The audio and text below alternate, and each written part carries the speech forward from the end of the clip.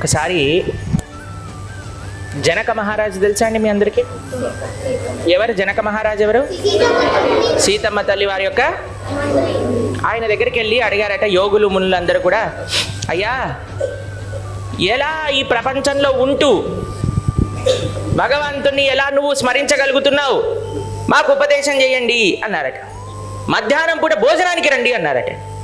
ఎంత బాగుంటుందండి. ఉపదేశం చేయండి అంటే ప్రవచనం చెప్పలేదటండి, భోజనానికి రండి అని పిలిచారట. సరే అని మొత్తం ఋషులు యోగులు మహర్షులు అందరూ కూడా మధ్యాహ్నం పూట వచ్చేసారట. రాగానే జనక మహారాజు గారు ఒక ఎంత పెద్ద గది అంటే బంగారంతో మొత్తం రత్నములతో ఉండటండి, పొడిగి ఉన్నదటండి ఆ గది హాల్. దాంట్లో లోపల ప్రసాదాలకు ఏర్పాటు చేశారట. ఎలాంటి ప్లేటో తెలుసా అండి మీకు? ఈ చివర కూర్చుంటే ప్లేట్ ఆ చివర అందట్లేదటండి, అలాంటి ప్లేట్ పెట్టారటండి.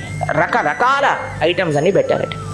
లోపలికి అందరినీ రండి రండి రండి ప్రసాదానికి రండి ప్రసాదానికి రండి అందరు లోపలికి వెళ్తూ ఉంటే ఆ హాల్లో ఒకటే ఒక విచిత్రం ఏంటంటే తెలుసా అండి, ఒక చిన్న దారంతో ఇంతింత పెద్ద పెద్ద పదునైన కత్తుల్ని ఎడాలు తీశారట. మొత్తం సీలింగ్ అంతా కత్తులు, దేంతో? సన్నటి దారం. లోపలికి వెళ్తూ, ఏ జనక మమ్మల్ని చంపడానికి పిలిచావా భోజనం పెట్టడానికి పిలిచావా? భోజనం చెయ్యండి మీరు ఇక్కడ నుంచి వెళ్ళే ప్రసక్తే లేదు. రాజుగారు చెప్పారు కదండి. వచ్చారట, అన్నీ వడ్డిస్తున్నారట.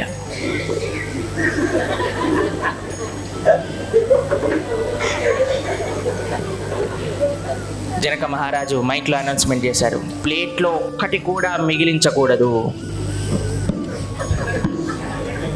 మొత్తం ప్లేట్ సాఫ్ అయిపోయిందటండి. బయటికి వచ్చారట, అందరికీ తాంబూలం దక్షిణ ఇస్తూ. ఎలా అనిపించింది భోజనం? ఏం భోజనం అండి, పేరుకు తినేసాం కానీ మొత్తం మనసంతా కత్తులపైనే ఉంది. జనకుడు అన్నాడట, ఇలానే ఉండాలి. ఈ ప్రపంచంలో అన్ని పనులు చేస్తూ మనసు భగవంతుడి పైన పెట్టాలి, ధ్యాస భగవానుడి పైన. చేసేది ఈ ప్రపంచంలో మనం చేయవలసిన బాధ్యతలు అంతే. అందరం ఎవరెవరికి ఏ ఏ బాధ్యతలు ఉన్నాయో అన్నీ నిర్వర్తించాలి, బ్రహ్మాండంగా నిర్వర్తించాలి. కానీ ఆ మనసు భగవంతుడిని స్మరిస్తూ ఉండాలి అంతే. హరే కృష్ణ.